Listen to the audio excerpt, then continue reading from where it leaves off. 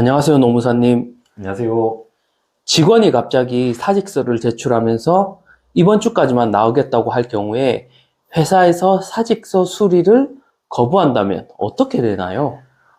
이 경우에는 두 가지로 나눠볼 수 있습니다. 첫째, 이제 근로계약서나 취업규칙에 사직서 제출 기간에 대해서 정하지 않은 경우입니다.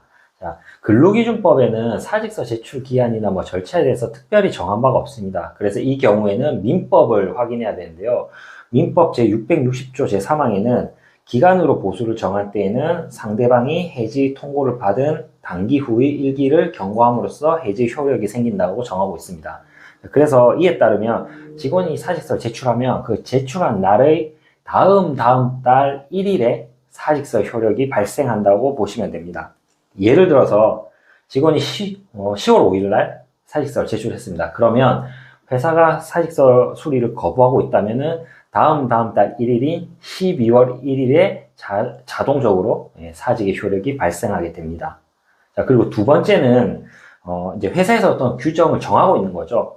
일반적으로 회사에서 규정을 정하고 있다면 그 규정에 따르게 됩니다. 보통 사직서 제출을 보통 1개월에서 30일 전에 사직서를 제출한다 이렇게 되어 있죠. 이 경우에는 그 규정 그대로 따라서 진행하면 됩니다. 자, 그러면 만약에 10월 5일에 사직서를 제출했다. 그리고 회사가 사직서를 수리하지 않는다면 1개월 뒤로 정했다면 1개월 뒤인 11월 4일에, 11월 5일이겠죠? 11월 5일에 사직의 효력이 발생하게 됩니다.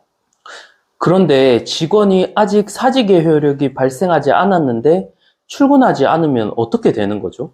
이제 직원이 사직서 내고 그냥 바로 출근하지 않는 거죠. 이런 경우에는 그 사직서의 효력이 발생하기 전 기간까지는 출근 의무가 있다고 봐야 됩니다. 그렇기 때문에 출근하지 않은 기간은 부당결근이 되는 거고요. 그 기간은 무급 처리할 수 있습니다.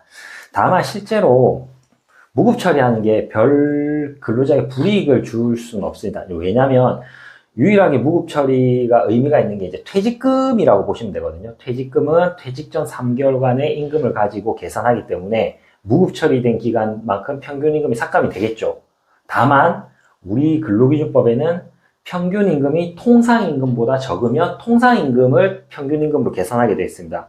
그래서 고정 시간의 근로수당이라든지 이런 수당이 별도로 연봉이나 월급에 많이 책정되지 않는 이상은 실제로 근로자에게 어떤 불이익이 간다고 보기엔 조금 어렵습니다.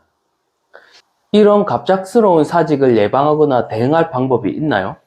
법적으로 근로자는 이직이나 사직에 자유가 있는 거니까 그건 당연히 제한할 수 없습니다. 제한해서도 안 되는 거고요.